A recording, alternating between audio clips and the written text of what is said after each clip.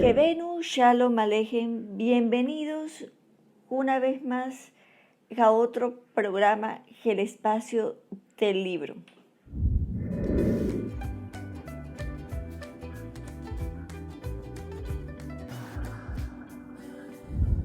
Como hago cada mes, quiero recomendarles que en esta oportunidad, que este fantástico libro que escrito por el primer ministro de Israel, Benjamín Netanyahu. Este libro describe la historia del terrorismo internacional. Confieso que hasta ahora, hasta esta mañana fue que preparé el libro, no lo había hecho. Honestamente, con esto de la cuarentena, uno pierde la noción de los días y cuando me di cuenta, bueno, ya era final de mes y no me había decidido por qué libro o qué libro recomendarles. Que entonces pensé en este libro de Benjamín Netanyahu como el más apropiado en tiempos difíciles, en tiempos proféticos para la iglesia. Y bueno, quiero hablarles un poquito, les decía que este libro describe la historia del terrorismo internacional y el señor primer ministro, que en aquella época todavía no lo era, da algunos consejos, que este libro fue publicado en 1995, pero de hecho el libro trae un prólogo del 2001. De hecho, esta es la edición del año 2001. Y comienza a hacer como causar la caída de las Torres Gemelas como referencia de lo que trata realmente el libro, de la penetración del terrorismo, no el terrorismo como tal en Occidente, porque el terrorismo siempre de alguna manera se ha colado en las sociedades democráticas, que en Colombia sabemos muy bien de lo que estamos hablando, pero aquí habla es de cómo el terrorismo islámico se ha colado o se ha ido penetrando poco a poco a Occidente, o cómo lo fue haciendo durante la década de los 90, hasta que las consecuencias o lo que, sí, las consecuencias de esta penetración definitivamente se vieron en la caída de las Torres Gemelas. Aquí quiero hacer un pequeño paréntesis en torno a este tema del terrorismo. No me quiero salir mucho de lo que voy a tratar, puesto que no quiero hacer muy largo este video. Pero quiero aclarar o quiero sí dar una claridad de la diferencia entre el terrorismo que se conoce que en Occidente, o que se vino a conocer en Occidente hasta el año 2001, y que ha permanecido de cierta forma en la región, y el terrorismo que se maneja en Oriente Próximo. Quiero que comprendan que no es lo mismo un grupo terrorista como la ETA, como las FARC, como el M-19, como el GLN, que estos grupos propiamente de Occidente, que si bien son grupos ideológicos, se centran más en una ideología política, son más bien de corte marxista, eh, pero no es igual al terrorismo que se maneja en Oriente Próximo. En Oriente Próximo, los terroristas eh, van orientados más bien a la guerra santa, a la autoinmolación, a, a poner, a usar civiles, no solamente del bando enemigo, sino del propio bando, como escudos humanos, tal como ocurre con grupos como Hamas, como Hezbollah, como ISIS, como Al-Qaeda, que colocan a su propia gente como escudos humanos. Y bueno, ahí marca la diferencia, no es que unos sean peores que los otros, terroristas aquí, terroristas allá, son lo mismo al fin y al cabo. Bueno, entonces, para no apartarnos del tema, quiero hablar de unos puntos que saqué de este libro. Vuelvo y les muestro el libro para que lo vean. Se los recomiendo. Yo lo compré por Amazon.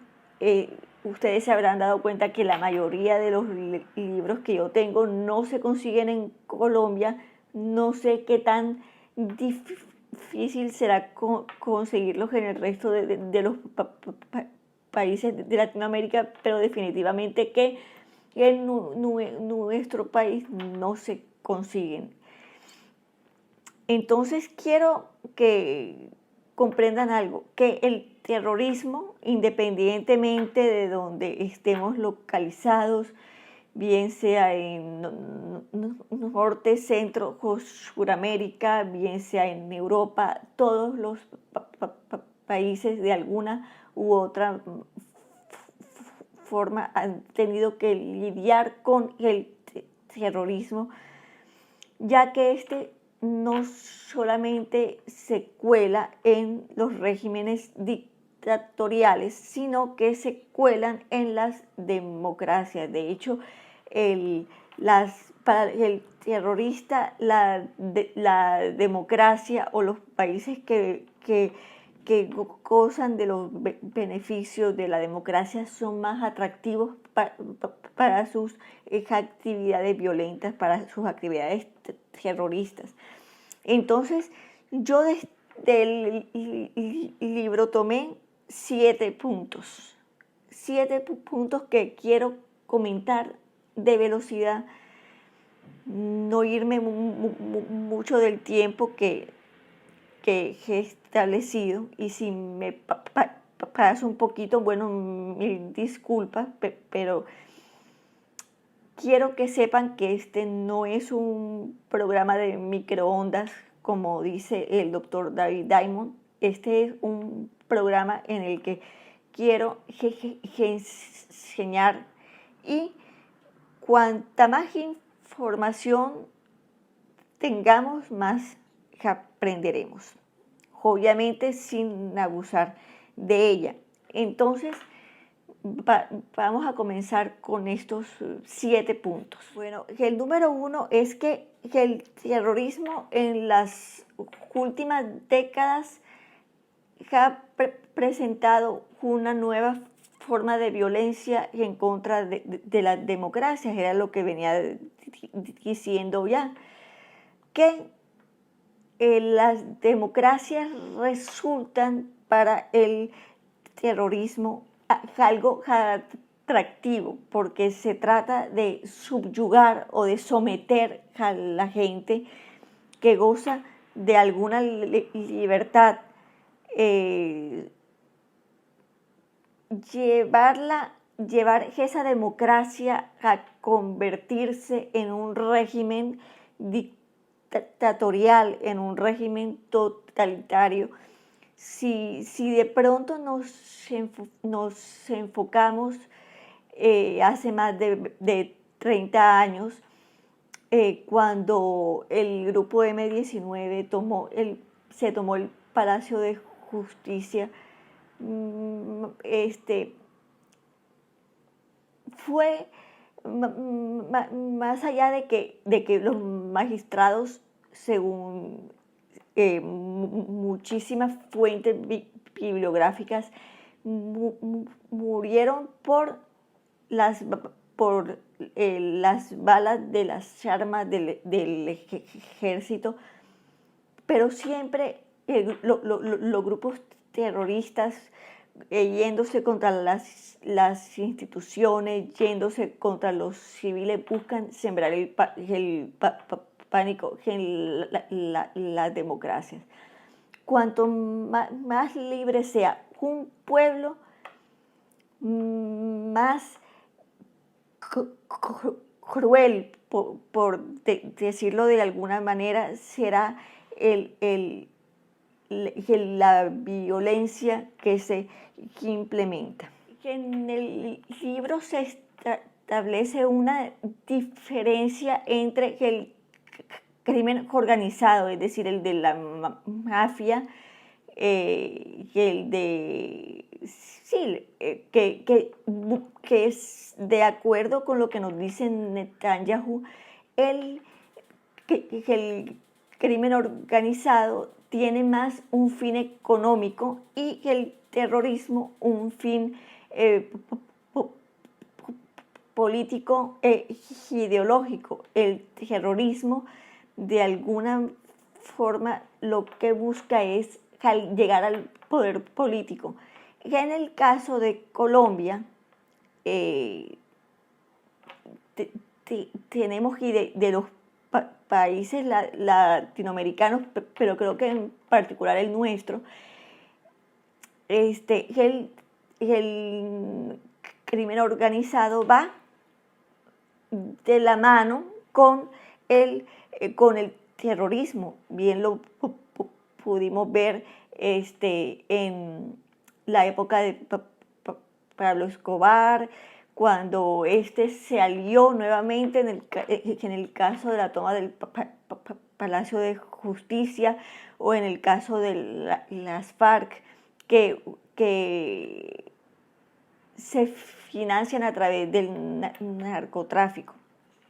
Para que el terrorista, todos los miembros de la sociedad o del Estado en sí, llámese un niño, llámese el anciano, llámese el joven, el adulto, el militar, el presidente, ministros, todos son culpables, ninguno es víctima. Las víctimas siempre son ellos siempre se van a victimizar, ellos siempre van a justificar sus acciones terroristas con la autovictimización. Entonces usan este mecanismo de manipulación para tratar de convencer al pueblo que ellos son las víctimas, que el pueblo es el culpable, que el pueblo jamás va a ser víctima, que los muertos, que los que han muerto injustamente en manos del terrorismo son culpables, que ellos las víctimas. Para que el terrorista, más allá de los civiles, más allá de que el civil como objetivo militar, quienes realmente, o lo que realmente es considerado para ellos como objetivo militar que atacar, son las libertades civiles, como la libertad de pensamiento, de credo, de expresión.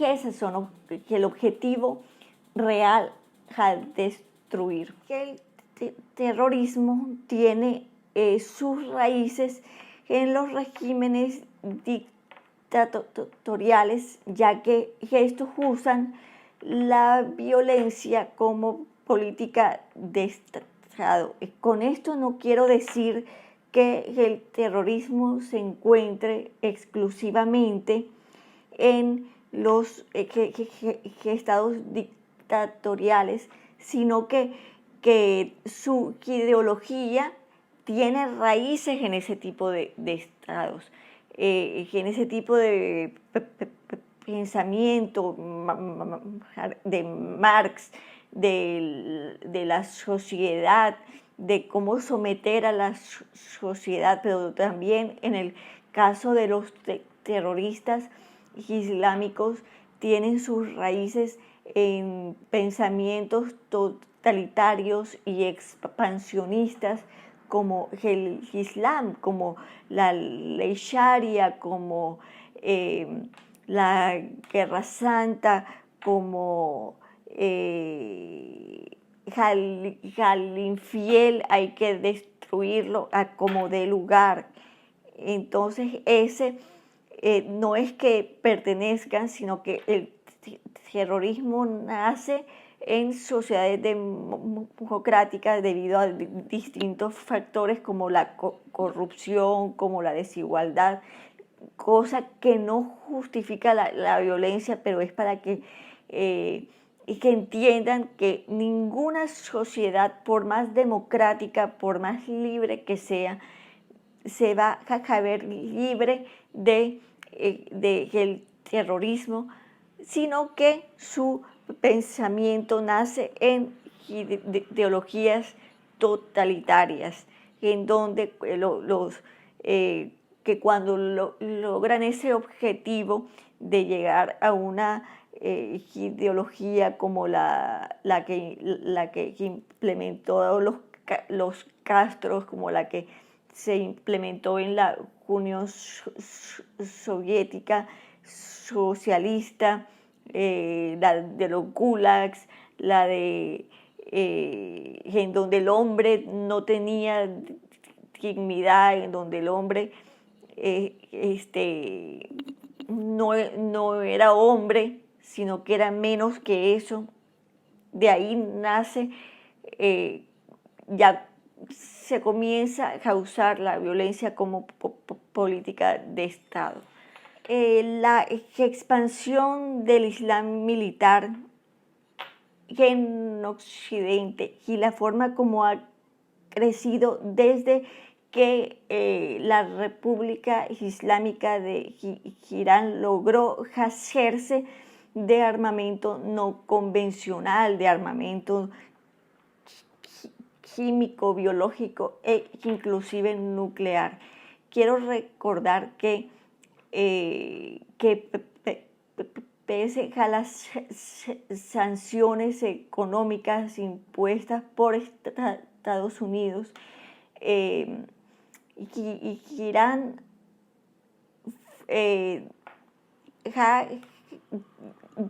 lleva bastante tiempo enriqueciendo uranio, no para fines de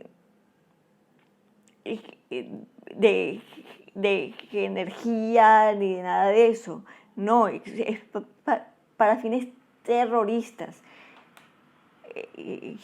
Hay que entender, y algo que a mí me gusta de este libro en particular, es que aunque no lo dice con sus letras, pero Benjamin Netanyahu nos da a entender que para poder combatir el terrorismo hay que conocer al enemigo. Para tú poder derrotar a tu enemigo debes conocerlo, debes conocer sus fortalezas, debes conocer sus debilidades, debes conocer qué es lo que lo hace perder el control, qué es lo que lo hace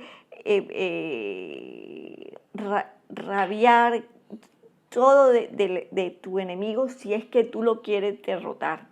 Y entonces hay algo que quiero mencionar ya fuera de este libro, ya para concluir, y es que el pueblo iraní, desde la antigüedad, desde mucho antes de los ayatolas, ha sido un pueblo de una genética expansionista. Recordemos que son grandes estrategas. Claro, si el ajedrez fue inventado por los persas, entonces los iraníes son grandes estrategas militares, grandes estrategas políticos, que ellos no son improvisados, que ellos usan mecanismos tales como el engaño, como la manipulación, para lograr lo que quieren. Entonces aquí Netanyahu, en las 150 páginas que consta este libro, lo que nos da a entender es que debemos conocer a nuestro enemigo. Si se trata de combatir el terrorismo, al enemigo hay que conocerlo en todas sus facetas. O si no, que el pueblo que no conozca a su enemigo está perdido. Que en la lucha contra el terrorismo no se vale improvisar, no se vale improvisar. Uno puede improvisar en otras áreas, menos que en la lucha contra el terrorismo, en donde hay vidas humanas las que están en juego. Y qué mejor maestro que en esta área que el Estado de Israel, que lleva toda su vida peleando contra quienes los quieren hacer desaparecer. Como no se trata de llegar a los 40 minutos de programa, quiero despedirme no sin antes recomendarles nuevamente este libro y asimismo recomendarles que en este tipo de literatura abran este tipo de libros con una actitud enseñable, con una actitud de aprender. Para leer simplemente búsquese Condorito, para leer simplemente búsquese que El Tiempo, El Espectador, El Heraldo, o una novela de Corín Tellado. Pero si lo que quiere es aprender, o si lo que quiere es conocer, que estos libros no son para leer, son para aprender, son para investigar, que nos abra las ganas de investigar, la inquietud de saber más. Bueno, siendo así y sin alargarme más, les deseo un hermoso comienzo de mes. Bye.